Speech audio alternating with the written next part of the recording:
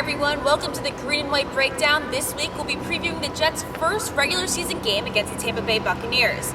It's no secret that the Jets have low expectations this season. In fact, ESPN ranked them 32 of the 32 NFL teams in the power rankings. Yes, that's right, the Jets have the lowest expectations in the league.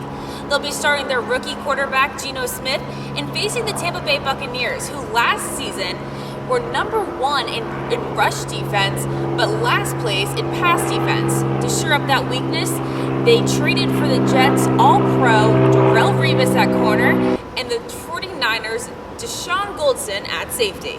All right, Evan, so that being said, what do you think are the Jets' 3 keys to victory on Sunday? Well, I think one is going to be establishing the run. 2, and this is an obvious statement, but how Geno plays in his first NFL start. And 3, how they contain Doug Martin. Now, to go into detail a little bit more, for their running game, they put a lot of resources into improving that in the offseason. They signed Willie Colon, they draft Brian Winters, they signed Mike Goodson, and they trade for Chris Ivory. Clearly, they want to improve that. But they're going up against a Bucs defense that ranked top in the league last season in stopping the run. So if they're able to go into this game and establish the run the way that they want to, I think you have to think the Jets are favored in this game. Now, for Geno, it's going to be a similar offense to what we saw with RG3 with the Redskins in his first game. A lot of moving out of the pocket, a lot of passes close to the line of scrimmage, maybe even behind the line of scrimmage, where you hope that guys like Santonio Holmes, Clyde Gates, and Stephen Hill can just make a play with the ball, make things easier. And if Geno can stay within the system, if they can make plays that way, and most importantly, if he doesn't turn the ball over, the Jets should be able to at least stay close in this game throughout. Then for Doug Martin, he had a fantastic rookie season. He's a guy that not only can consistently get you those 4-yard gains, but who can break off a big game. And if he's able to get going, that opens up so many things for this Tampa Bay offense. And if they can put up a lot of points on the board, you have to worry how the Jets offense is going to respond. So containing him is going to be big for them. Okay, let's forget about the big picture at MetLife and think about those coaches on the couch on Sunday. If you have a fantasy team, which Jet player do you want on your fantasy team this week? I'm going to go with Stephen Hill. I don't want to say a running back this week. There's still questions how they're going to perform in that, and obviously they're going up against a strong Bucs defense. Holmes, he might play, but we don't know how healthy he's going to be, how many snaps he's going to get, and he's going up against Revis. So on that other side, I like Stephen Hill. He had a strong performance in Week 1 last season. I think he does a similar thing this year, and he gets you those fantasy points. Okay.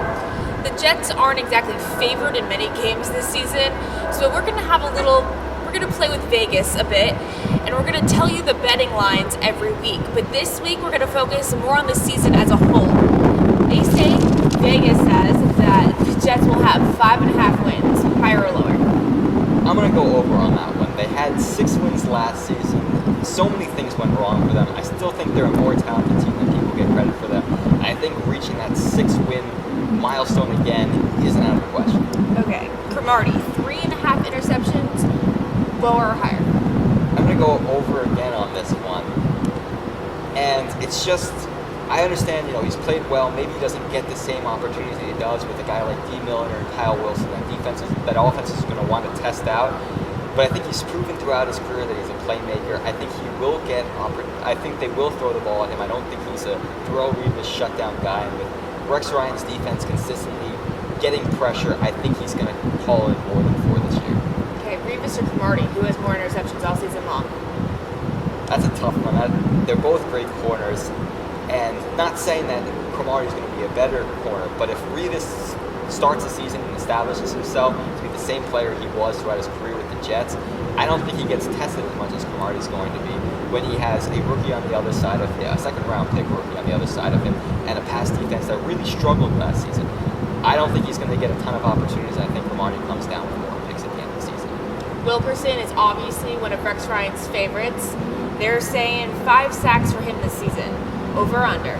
Well, he's a guy that I really expect to break out this year in a big way. Kind of become like a household name for the Jets. He had a great season last year. I expect more from him, and I understand, maybe the defensive linemen don't always get the most sacks in this type of scheme. But I think he gets his opportunities, and there's a guy on the defensive line for the Texans, a guy named J.J. Watt, who got more than 20 sacks in this season. I don't know if Wilkerson gets close to 20, but I think he'll have more than 5. All right, we're going to have quarterbacks throw into D. Milner's side a lot. Do you see him getting 2.5 interceptions, under or over?